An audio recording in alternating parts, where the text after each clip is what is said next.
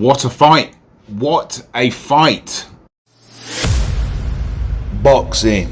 On edge.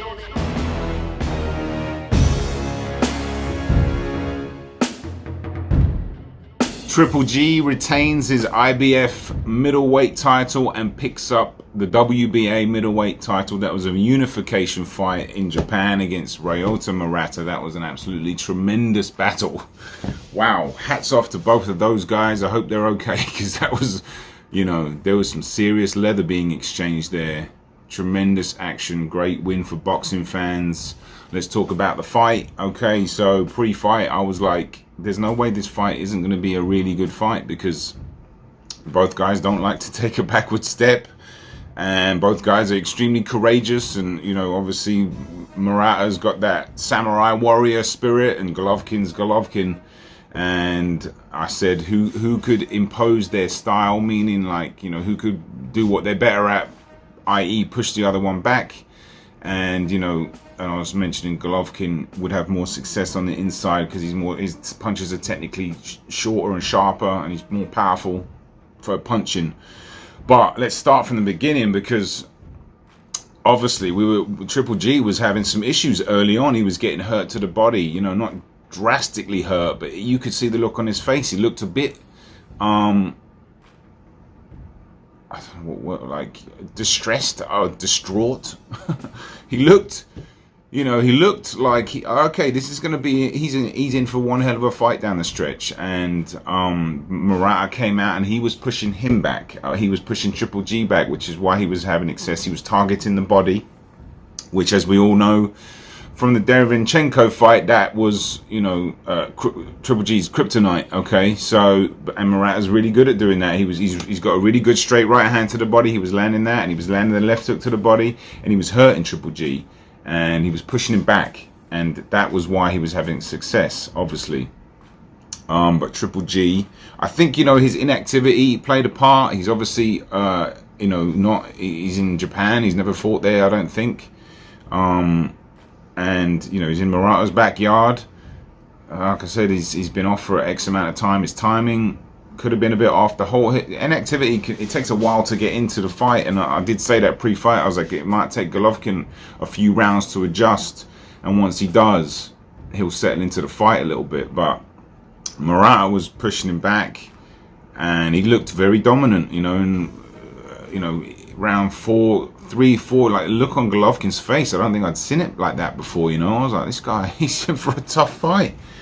But, you know, eventually Golovkin was still trading with him, and it was ebbs and flows. And then, like, I think it was round 6 or 5 or 6, Golovkin started to really have a lot more success, and he was hooking those shots round. He's got a beautiful tight short hook, like overhand hybrid. He can throw it to the body too, but it was coming around the sides. His jab was ridiculous. Golovkin's jab is a thing of beauty, and you know, he was imposing his will a little bit there. Murata kind of was looking he was the one that was like looking a bit distressed at some point. I think round 6 might have been the turning point, and he actually at one point looked like he was actually being relaxed and boxing a little bit at one point. You know, the whole Jonathan Banks hallmark stepped in there a little bit, and Golovkin, you know, I think Banks has tried to get him to relax a little bit more. Well, he's always been relaxed, but like, you know, just be more patient. Power's there. I mentioned that pre-fight. He's just gonna, you know, when you get older, you can't just go forward and just annihilate everybody all the time. You got to have, you know, a cautious approach, man. He's 40 years old, so. But look, that was an amazing performance, and I titled this Pugilistic. No, what was it? Animalistic pugilism, meaning, you know, like he's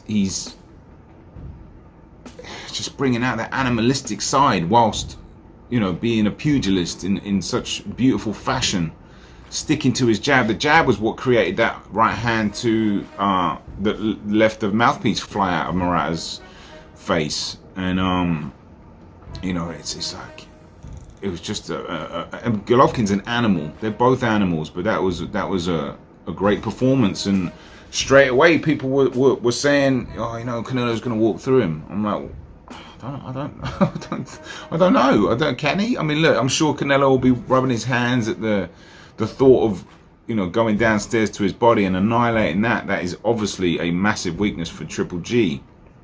But you're not just going to get rid of this guy that easy, man. He's a very hard man, and he's got power. And I'm not saying I would favor him against Canelo, no. But like the idea that Canelo's just going to walk through Triple G.